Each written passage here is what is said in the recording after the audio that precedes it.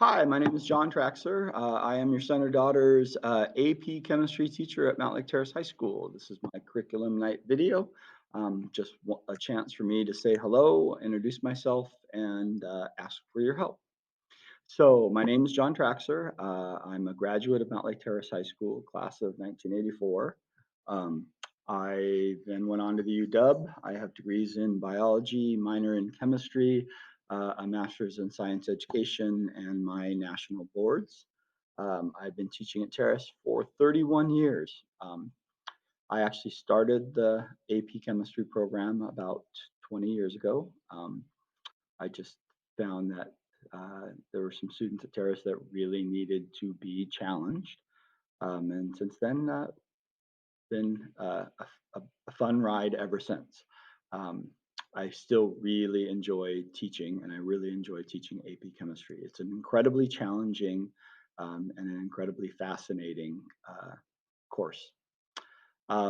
If your students desire and work hard, they can take the AP test in May and get college credit. Um, the uh, they need to have signed up and paid for it by October 31st. So um, talk to them about that and make sure that they have signed up for it and that they have paid for it. I highly recommend they try it. Last year, because of COVID, they really reduced the test, and I think about 60% of our students passed it and got some kind of college credit. Um, my philosophy is that chemistry should be fun, should be interesting, should be tied to their daily lives. So I do a lot of demos. When they're here, I do a lot of hands-on activities and labs. Due to COVID, that has been very difficult. I'm still doing as many demos as I can, but it tends to be me in front of this camera talking to them a lot, and then them doing a lot of the work on their own. Um, the book we have is this, and it's the worst chemistry book you can ever find, except for all the other ones. They're all pretty bad. They're all very hard to read because chemistry is just a very difficult subject to explain in writing. And yet, especially due to COVID, they really have to be able to learn from this book.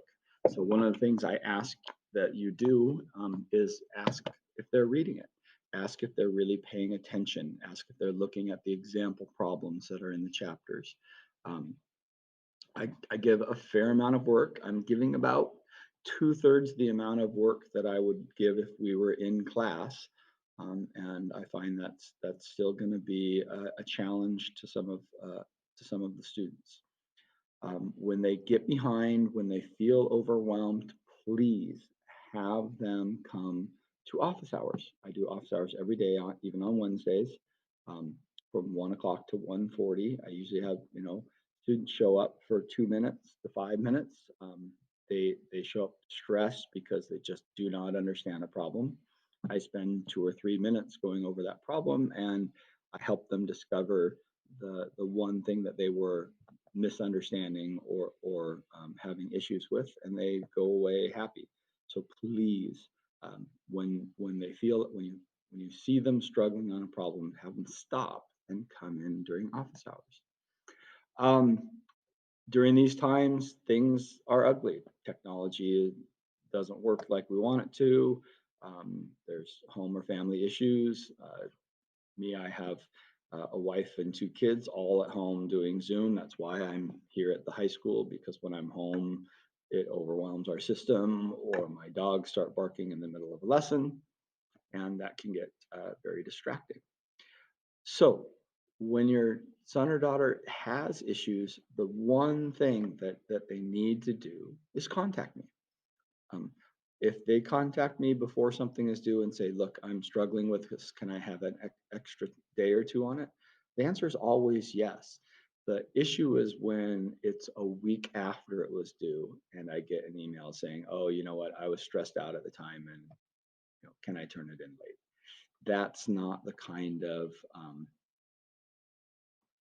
That's not the kind of behavior I want to enable. Okay, I want them advocating for themselves. I want them telling me when they are having issues. This is supposed to be a college class, not a high school class, and they should be treated like college students, where they are the ones in charge of their learning, and they are the ones that are actively seeking out help from me, or seeking assistance. Cool. Um, there is one thing AP does often is AP often forces students to confront the fact that they really don't know everything. And that can be an incredibly difficult thing for some AP students. They've gotten through 11, 12 years of school. They've never come across something they just didn't get. And that's going to happen in this class. Chemistry is just one of those things that not everyone can possibly get it. More people get perfect scores, like lots more people get perfect scores on the SATs than get perfect scores on the AP chemistry test. It's literally one or two a year that somehow get a perfect score. And some of your students are going to struggle with that, with the fact that they just spent 15 minutes on a problem. They have no idea. And when that happens, again, this is where you and I can work together. When that happens, contact me or have them contact me. Cool? That's the one thing I just can't stress enough is communication, especially during this time. Cool? All right, well, I don't ever let one of my curriculum night ends without me actually doing some chemistry. So I have back here a quick little dummy. So this is lycopodium powder. This was one of the first protein powders. It's the dried spore of a mushroom, and it's almost all carbohydrate and protein. It's so energy dense that you can light it on fire.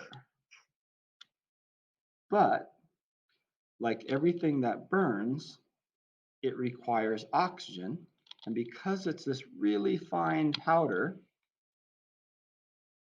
it's very difficult for the oxygen to get to it, which means I can immediately put it out just by simply denying it oxygen.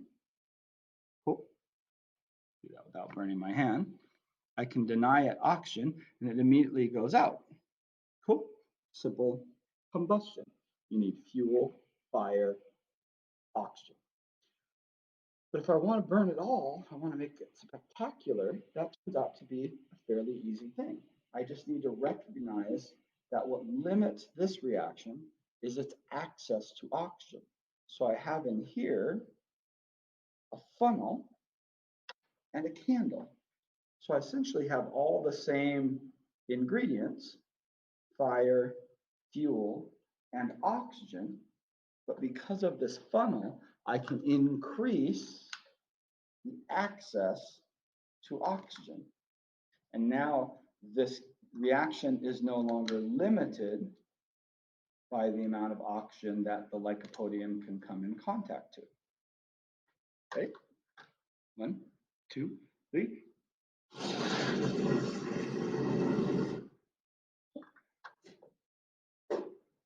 Cool. So that's the kind of stuff I try to do and talk about in class. The fact that chemistry is something that we can learn and understand, and when we do, we control it. All right, I look forward to meeting you all in person someday, and have a great day. Bye. Hi, I'm John Traxler. I am your son or daughter's general chemistry teacher at McTerrace High School.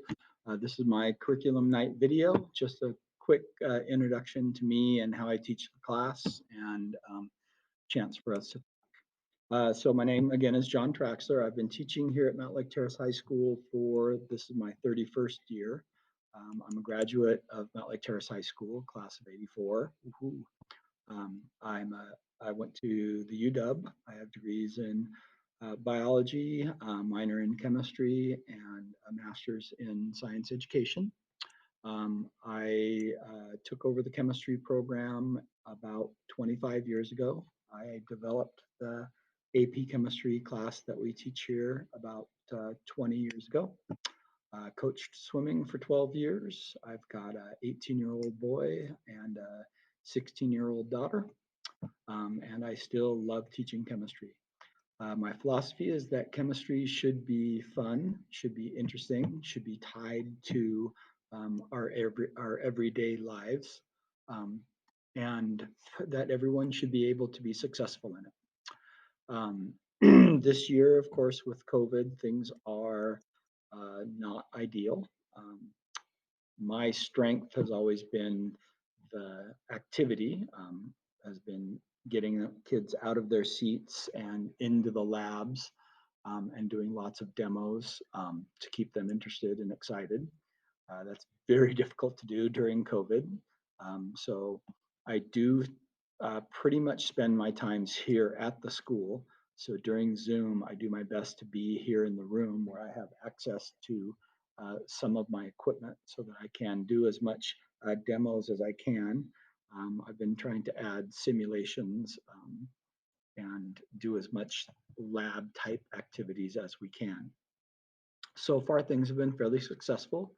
90% of my kids are showing up to their Zooms every day. I think class average in the 3 chemistry classes I'm teaching right now is about 60% of them are getting A's. The students that are struggling are the ones that aren't coming to Zoom every day, and the ones that have allowed themselves to get behind. So I would like to take this time to really encourage you to look at your students' grades on Canvas and Skyward, see how they're doing, ask them about how they're doing, ask them if they're working on anything. I give 2 or 3 assignments every week, and there's always a homework assignment from the book.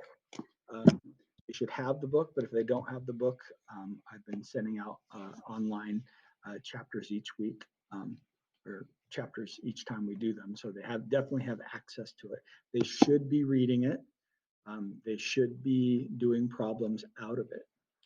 Beyond that, I give lab work and some worksheets. So if they tell you they're not working on anything, then again, check Canvas. I try to stay about a week ahead. So there should be always something that they can be working on, if they're finished with whatever is required immediately. If they're struggling at all, then encourage them to come to office hours. I usually have 2 or 3 kids every day that come to office hours, but usually I'm done teaching them whatever they're missing in 3 or 4 minutes. And generally, they're very happy when they're done with office hours. Usually what happens is kids get stuck on a subject and they can't find the one trick they need to get through it. They show up to office hours, we talk for a minute or two, and I help smooth it out for them. Chemistry can be a very difficult subject. It's very abstract, and some kids really have trouble with it. It's very mathematical, and some kids have trouble with that. If you sense that your kid is struggling with anything, encourage them to go to office hours. But also, please shoot me an email uh, anytime, and I will get back to you within 24 hours. What else? Oh, I never let anyone leave my classroom for the first time without having seen at least a little bit of chemistry. So here goes. I have here a chemical called lycopodium. It's the dried spore of a mushroom. It used to be used, I don't know, like 100 years ago, no, 70, 80 years ago, as one of the first protein powders. It's almost all carbohydrate and sugars. And it is quite flammable. So if you light it, hold on a second.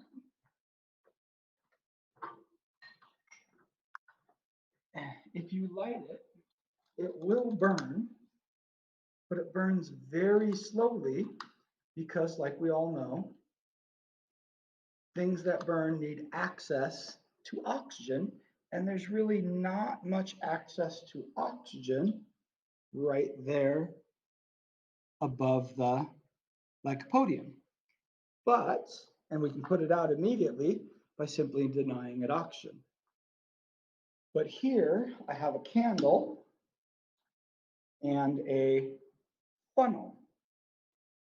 And if I put my lycopodium into my funnel and I light the candle, then I haven't really changed any of the conditions. I still have all the same stuff we started out with, the fuel and the fire, but this time I'm going to change the amount of oxygen that's available to it. And by doing that, I can dramatically change the chemical reaction. Cool. That's the kind of demo I would be doing if our kids were here in class. And it's kind of the kind of demos that I'm trying to do now during COVID-19 to get them a little bit excited and a little bit interested in chemistry. So again, thank you guys for your time. I hope your kids are doing well right now. And if they're not, please don't hesitate to get a hold of me and we will work it out. I definitely want your kids to be successful this year. All right.